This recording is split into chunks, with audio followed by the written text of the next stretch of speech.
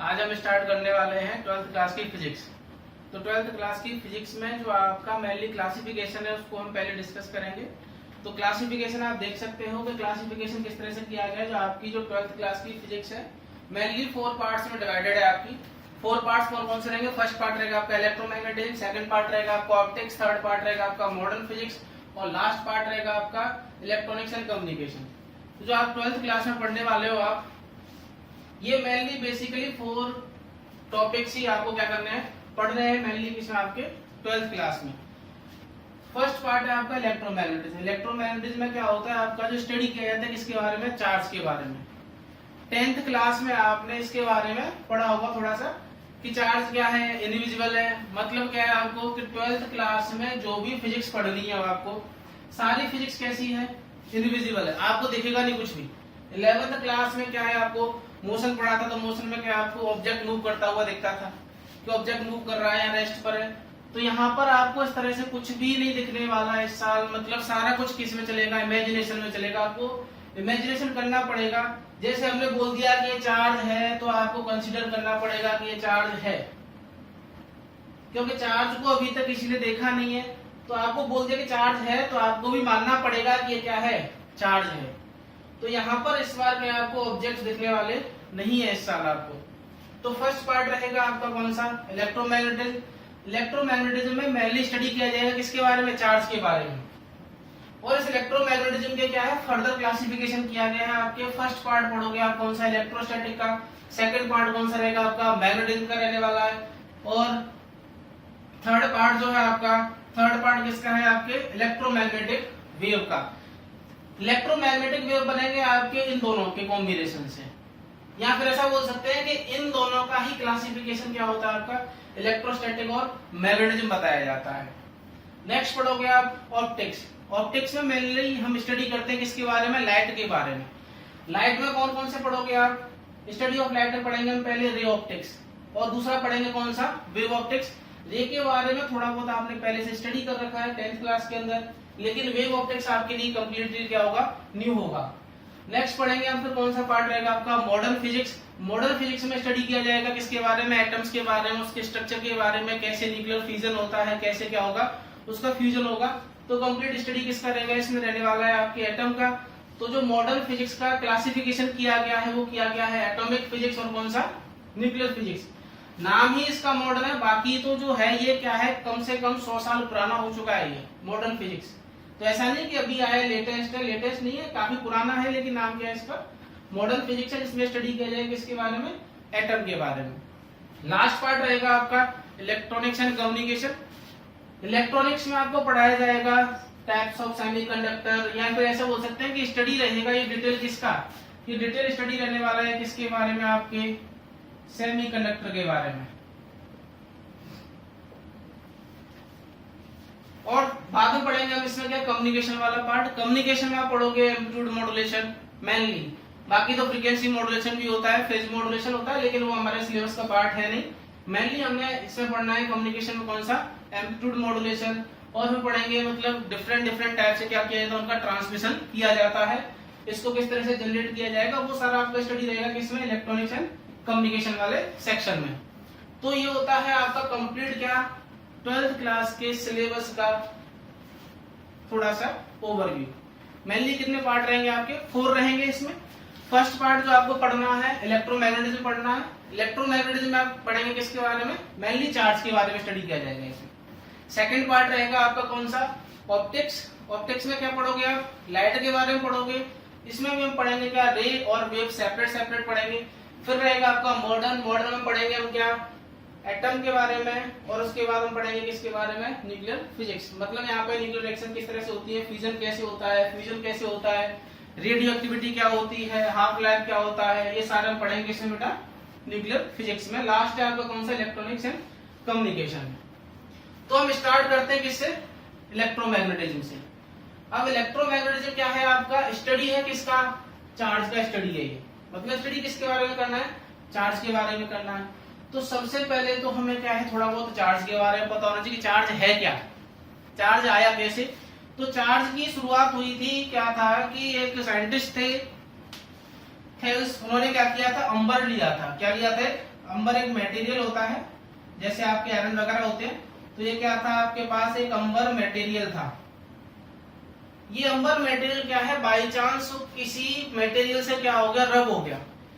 तो रब होने के बाद जब इन्होंने इस अंबर को रखा, तो अंबर को रखने के बाद क्या देखा कि कुछ छोटे छोटे पार्टिकल्स क्या हो रहे हैं, इससे चिपक गए, इसकी तरफ क्या हो गए, अट्रैक्ट हो गए। तो अंबर ने जो थेल्स थे उन्होंने सोचा कि ऐसा क्यों हो रहा है।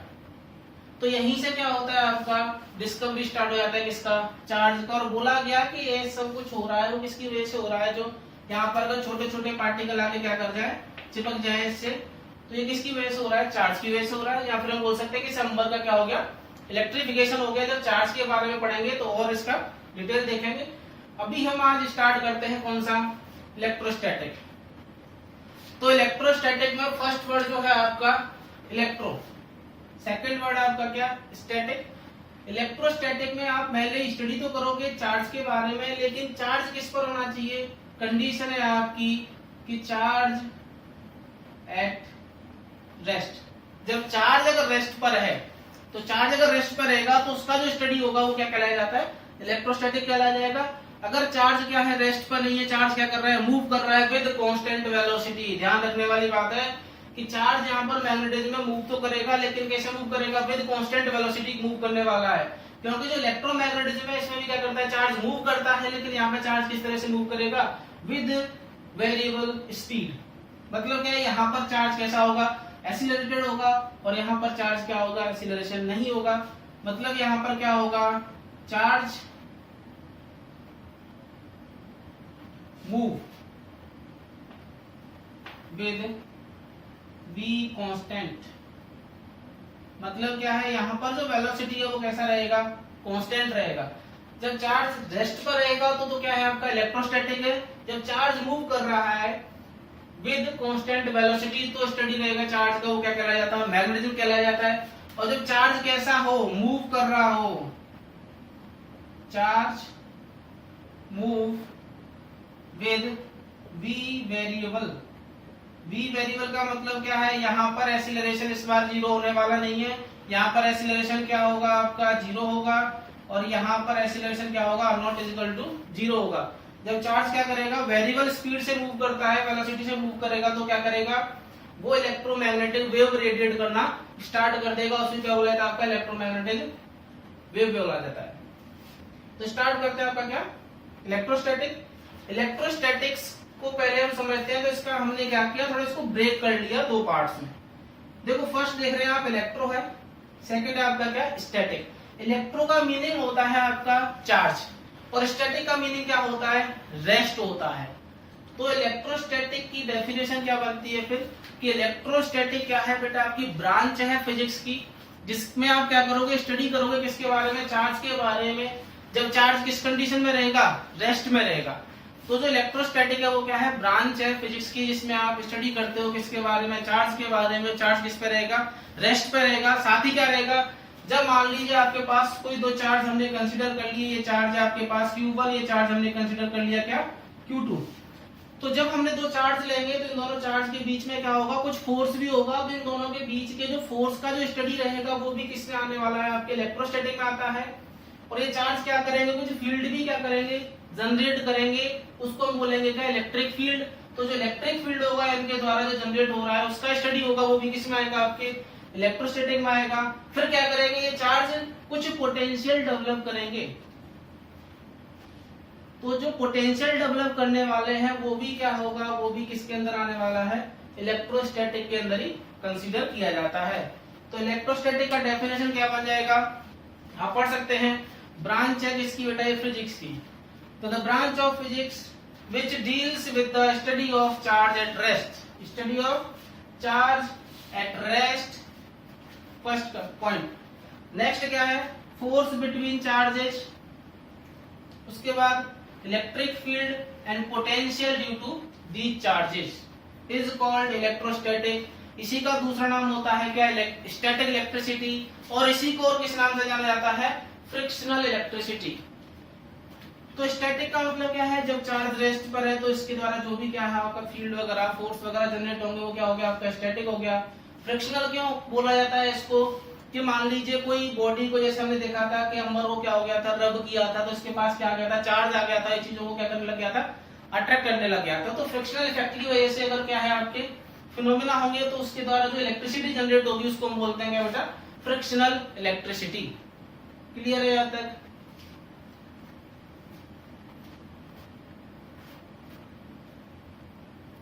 नेक्स्ट टॉपिक है आपका इलेक्ट्रिक चार्ज।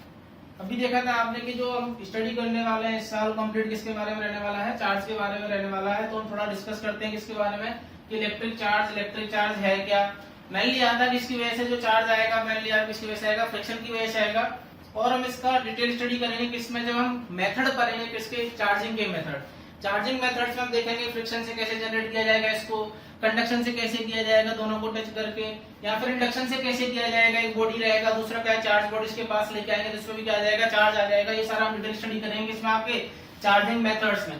तो अभी हम देख रहे हैं क्या इलेक्ट्रिक चार्ज। तो इलेक्ट्रिक चार्ज क्या है बेटा, प्रॉपर्टी है किसी भी बॉडी की होती है जो क्या करता है, हर बॉडी क्या कर सकता है, इसको गेन कर सकता है। तो जो इलेक्ट्रिक चार्ज क्या है बेटा, आपकी प्रॉपर्टी है, it is the property of any body.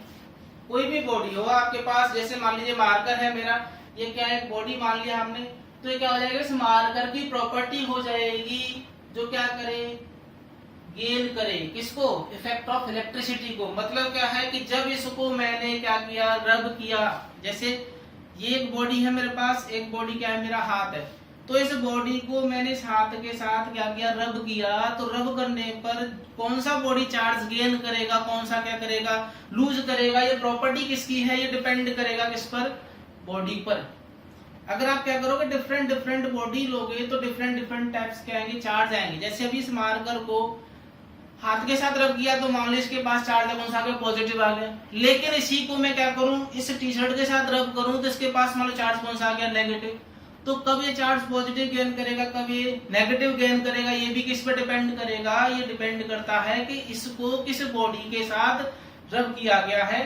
तो ये प्रॉपर्टी होती है किसी भी बॉडी की कि वो चार्ज को गेन करेगी, ये चार्ज को क्या करेगी, लूज करेगी। और क्या जनरेट करेगा, आपका इफेक्ट ऑफ इलेक्ट्रिसिटी जनरेट करेगा। जैसे ये क्या है, ग्लास रॉड है, ग्लास रॉड को हम अगर क्या करते हैं, सिल्क क्लॉथ के साथ रब करते हैं तो ग्लास रॉड कैसी बन जाती है, पॉजिटिव, और सिल्क क्लॉथ कैसा बन जाता है, नेगेटिव बन जाता है। अगर मैं क्या करूं, ग्लास रॉड को तो रिप्लेस कर दूं किससे, एबोनाइट रॉड से, और सिल्क क्लॉथ को मैं रिप्लेस कर दूं किससे, कैट्स फर से। तो कैट्स फर के साथ जब क्या होगा, आपका जो एबोनाइट की रॉड है इसको रब किया जाएगा तो एबोनाइट की रॉड के पास चार्ज आएगा नेगेटिव, और कैट्स फर के पास चार्ज कौन सा आएगा, पॉजिटिव। तो जो प्रॉपर्टी है बेटा किसकी, किसी भी बॉडी की प्रॉपर्टी, किसकी, किसी भी बॉडी की प्रॉपर्टी है जो क्या करेगा, चार्ज गेन करेगा, चार्ज क्या करेगा, लूज करेगा। जैसा लिखा हुआ है आपके सामने कि जब ग्लास रॉड को मैंने क्या किया है, रब किया है, on rubbing the glass rod with the silk cloth, then glass rod becomes positively charge and silk cloth becomes negatively charge. Silk cloth के पास कैसा चार्ज आएगा, नेगेटिव आएगा, और ग्लास रॉड के पास कैसा चार्ज आएगा, आपका पॉजिटिव चार्ज आ जाएगा। दूसरा एग्जांपल मैंने बताया आपको कि अगर एबोनाइट रॉड को, इसको मैं रब करूं, एबोनाइट रॉड को मैं रब करता हूं किसके साथ, पेड़ लिया मैंने, एक लिया एबोनाइट रॉड, दूसरा लिया यहाँ पर कैट्स फर, बिल्ली की खाल होती है। तो जब दोनों को हमने रब किया तो एबोनाइट के पास चार्ज कौन सा आएगा, नेगेटिव आएगा, और कैट्स फर के पास चार्ज कौन सा आएगा, पॉजिटिव आएगा।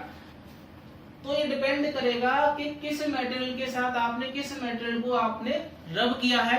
इसके लिए हम आपको एक सीरीज लिखा देंगे जिसको हम बोलते हैं क्या, ट्राइबोइलेक्ट्रिक सीरीज। तो आपको ज्यादा प्रॉब्लम नहीं होगी, आप देखिए बता दोगे कि किस मटेरियल को किसके साथ रब करेंगे तो कौन से के पास पॉजिटिव चार्ज आएगा, कौन से के पास क्या आएगा, नेगेटिव चार्ज आएगा। नेक्स्ट है आपके पास जो आपके चार्ज तो आ रहे हैं, तो आपने थोड़ा बहुत पढ़ा होगा एटॉमिक स्ट्रक्चर में कि जो मेनली जो चार्ज पार्टिकल है आपके पास है, चार्जेस होते हैं, या जो स्मॉल एलिमेंट्री पार्टिकल्स हैं, वो मेनली क्या है आपके, या तो इलेक्ट्रॉन है, या फिर क्या आपका प्रोटॉन है, या फिर क्या आपका न्यूट्रॉन है। तो एलिमेंट्री जो बेसिक पार्टिकल होते हैं वो कौन कौन से होते हैं, फर्स्ट आपका इलेक्ट्रॉन है, सेकंड आपका प्रोटॉन है, थर्ड आपका क्या है, न्यूट्रॉन है। और जो स्मॉलेस्ट सबसे पार्टिकल है अपने सिलेबस में या जो माना गया है वो कौन होता है, इलेक्ट्रॉन होता है। सबसे स्मॉलेस्ट पार्टिकल अपने लिए क्या है, इलेक्ट्रॉन होता है। वैसे आप जब बुक वगैरह पढ़ोगे तो आपको ये भी मिल सकता है कि स्मॉलेस्ट जो चार्ज होता है, स्मॉलेस्ट चार्ज क्या बताया जाएगा आपको, क्वार्क्स। लेकिन क्वार्क्स हमारे क्या है, सिलेबस का पार्ट नहीं है, तो हमें उस पर डिस्कशन नहीं करना है। अपने लिए जो स्मॉलेस्ट चार्ज है वो कौन है, इलेक्ट्रॉन है। वैसे जो है रियल में वो क्या है, आपके पास जो इलेक्ट्रॉन्स वगैरह हैं, प्रोटॉन्स हैं, ये भी क्या है कि नीचे मिलके बने होते हैं। तो स्मॉलेस्ट चार्ज जो है, वैसे स्मॉलेस्ट चार्ज जो है आपका वो क्या है, क्वार्क्स है। लेकिन हमारे सिलेबस में हमें क्या लेना है, सबसे छोटा जो चार्ज है, स्मॉलेस्ट चार्ज, वो क्या है अपना, इलेक्ट्रॉन है। स्मॉलेस्ट चार्ज वैसे क्या है, क्वार्क्स, लेकिन क्वार्क्स अपने सिलेबस का पार्ट नहीं है, मैं दोबारा से रिपीट कर रहा हूँ। बाकी अगर इसका वैल्यू देखें तो इसका वैल्यू जो होता है वो क्या होता है, plus minus E/3, plus minus 2E/3, और एंड फोन चलता रहता है। लेकिन अपने लिए जो स्मॉलेस्ट चार्ज है, अपने सिलेबस में जो हमें स्टडी करना है इस साल, वो कौन रहेगा, इलेक्ट्रॉन रहने वाला है। तो इन्हीं के बारे में थोड़ा सा क्या है, डिटेल है ये, कि जो एलिमेंट्री पार्टिकल है वो कौन कौन से आपके पास, इलेक्ट्रॉन है, प्रोटॉन है, और क्या है, न्यूट्रॉन है। जैसे हम रब कर रहे हैं तो हो सकता है कि मास वगैरह की वजह से क्या हो रहा हो, अट्रैक्शन हो रहा हो। जैसे आपको पहले बताया था कि अंबर का मटेरियल लिया था तो क्या कर रहा था, छोटे छोटे पार्टिकल क्या कर रहा था, ये अट्रैक्ट कर रहा था। तो हो सकता था कि ये ग्रेविटेशन फोर्स की वजह से कर रहा हो। लेकिन आप देखें कि इनके जो मासेस हैं, किसके, mass of electron, mass of proton, mass of neutron, बहुत ही क्या होते हैं, लेस होते हैं। जब मास छोटा होगा तो इनके बीच में लगने वाला जो ग्रेविटेशन फोर्स होगा वो भी क्या होगा, बहुत छोटा होगा। तो ये पार्टिकल्स को ग्रेविटेशन फोर्स की वजह से कभी भी अट्रैक्ट नहीं कर सकते हैं। इसी के बाद में आया था आपका क्या, चार्ज के बारे में कंसेप्ट दिया गया कि ये जो अट्रैक्ट हो रहे हैं ये ग्रेविटेशन फोर्स से तो नहीं हो सकते, क्योंकि मासेस क्या है इनके, बहुत छोटे छोटे होते हैं, कम होता है इनका मास। तो जो एलिमेंट्री पार्टिकल्स के मास है आपके पास, मास ऑफ इलेक्ट्रॉन कितना होता है, 9.1094 multiply 10 to the 31 kg। Mass of proton क्या रहेगा आपके पास, 1.6726 multiply 10 to the -27। Mass of neutron कितना रहेगा, 1.6749 मल्टीप्लाई 10 to the -27 kg। आपको याद रखने के लिए सिर्फ आपको डेसिमल के 1 प्लेस तक याद रखना है। यहाँ पर ये मैंने इसलिए लिखा है कि आपको मैं थोड़ा समझा सकूं कि देखो जो मास ऑफ न्यूट्रॉन होता है वो स्लाइटली क्या होता है, ज्यादा होता है किससे, मास ऑफ प्रोटॉन से। आप देख सकते हैं कि डेसिमल के 2 प्लेस तक दोनों के मास कैसे दिख रहे हैं, आपको सेम दिख रहे हैं, 1.67 1.67। बट जो मास ऑफ प्रोटॉन होता है वो क्या होता है, थोड़ा सा कम होता है किससे, न्यूट्रॉन से। तो जो मास ऑफ न्यूट्रॉन है वो क्या होता है, स्लाइटली हेवियर होता है किससे, मास ऑफ प्रोटॉन से। अगर आपसे पूछा जाए कि बताओ प्रोटॉन का मास ज्यादा है, न्यूट्रॉन का मास ज्यादा, तो ऐसा नहीं बोलेंगे दोनों के मास क्या बराबर। न्यूट्रॉन जो है वो क्या है, स्लाइटली क्या है, हेवियर है किससे, आपके प्रोटॉन से। तो प्रोटॉन का मास कम है, न्यूट्रॉन का मास क्या है, थोड़ा ज्यादा होता है। नोट कर लें आप।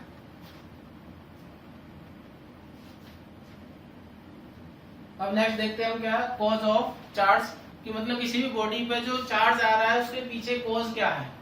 कोई बॉडी चार्ज लूज करेगा या चार्ज क्या करेगा, गेन करेगा, उसके पीछे रीजंस क्या रहते हैं। तो क्या है आपके पास में, जो किसी भी बॉडी के पास जो चार्ज आ रहा है, चार्ज आने के पीछे जो मेन कारण है या रीजन है वो क्या होता है, ट्रांसफर होता है किसका, इलेक्ट्रॉन का। जब तक दो बॉडीज के बीच में चार्ज का ट्रांसफर नहीं होगा, हम बोल सकते हैं किसका, इलेक्ट्रॉन का ट्रांसफर नहीं होगा, जब तक उस बॉडी के पास कोई भी चार्ज नहीं आएगा वो कैसी रहेगी, न्यूट्रल ही रहेगी। लेकिन जैसे ही दो बॉडी के बीच में क्या हो जाएगा, चार्ज का ट्रांसफर हो जाएगा, चार्ज बोले हैं या फिर किसकी बात करें हम, इलेक्ट्रॉन की बात करें, तो बॉडी कैसी हो जाएंगी, कोई बॉडी पॉजिटिवली चार्ज होगा, कोई बॉडी क्या होगा, नेगेटिवली चार्ज होगा। तो नेक्स्ट पॉइंट है आपके पास कि कौन सा बॉडी पॉजिटिवली चार्ज होगा, कौन सा बॉडी क्या होगा, नेगेटिवली चार्ज होगा। तो जो बॉडी क्या करेगा, इलेक्ट्रॉन क्या करेगा, डोनेट करेगा, उसके पास चार्ज कैसा आएगा, आपके पास पॉजिटिव आएगा। डोनेट बोल दो या फिर क्या करते हैं, जो क्या करेगा, अपने बॉडी से लॉस करेगा इलेक्ट्रॉन का, उसके पास चार्ज कैसा आने वाला है, पॉजिटिव आने वाला है। और जो बॉडी क्या करेगा, चार्ज को गेन करेगा या क्या करता है, एक्सेप्ट करता है, उसके पास चार्ज कैसा आता है, नेगेटिव आता है। तो एक कंसेप्ट तो ये आपका समझने के लिए कि जो बॉडी चार्ज को लूज करेगा उसके पास चार्ज कैसा आएगा, पॉजिटिव आएगा। और जो बॉडी क्या करेगा, चार्ज को गेन करेगा उसके पास चार्ज कैसा आने वाला है, इलेक्ट्रॉन आने वाला है। ये कंसेप्ट तो ये है। दूसरा कंसेप्ट होता है इसका थोड़ा सा इलेक्ट्रो एटॉमिक पर, एटॉमिक फिजिक्स में आपने पढ़ा होगा, एटम की बात करें तो क्या होता है आपके पास न्यूक्लियस होता है, इस न्यूक्लियस के चारों ओर क्या होते हैं आपके पास ऑर्बिट्स होते हैं। इन ऑर्बिट्स में कौन घूम रहे होते हैं आपके पास, इलेक्ट्रॉन घूम रहे होते हैं। तो जिस भी एटम के आउटर मोस्ट सेल के आउटर मोस्ट ऑर्बिट के जो इलेक्ट्रॉन होंगे लूजली बाउंड है, तो जो लूजली बाउंड है तो क्या कर देंगे, इजीली क्या कर देंगे, इलेक्ट्रॉन डोनेट कर देंगे। तो जिन भी बॉडी के आउटर मोस्ट सेल के जो इलेक्ट्रॉन होते हैं वो क्या है, लूजली बाउंड है, तो वो क्या करेगा, इलेक्ट्रॉन रिलीज कर देगा। इलेक्ट्रॉन रिलीज करते ही वो कैसा बन जाएगा, पॉजिटिव बन जाएगा। तो इसके पास चार्ज कैसा आएगा, अगर बात की जाए तो कैसा चार्ज आएगा आपके पास, पॉजिटिव। अगर इलेक्ट्रॉन क्या कर रहा है, वो रिलीज कर रहा है। रिलीज कब करेगा, जब इसके आउटर मोस्ट ऑर्बिट का इलेक्ट्रॉन कैसा होगा, लूजली बाउंड होगा। अगर यही आउटर मोस्ट ऑर्बिट का इलेक्ट्रॉन क्या होता है, टाइटली बाउंड होता है, किसके साथ, न्यूक्लियस के साथ, तो इजीली क्या होता है, इस ऑर्बिट को छोड़ के बाहर नहीं जाता। तो बाहर नहीं जाएगा तो क्या करेगा, ये यहीं पर बना रहेगा, तो क्या करेगा, ये दूसरी जगह से क्या कर सकता है, इलेक्ट्रॉन गेन कर सकता है। तो जिनके क्या होंगे, टाइटली बाउंड इलेक्ट्रॉन होते हैं, उनके पास ज्यादा चांस रहते हैं कि वो क्या करेंगे, इलेक्ट्रॉन को गेन करेंगे। और गेन करेंगे तो इनके पास जो चार्ज आएगा वो कैसा आएगा, नेगेटिव आएगा।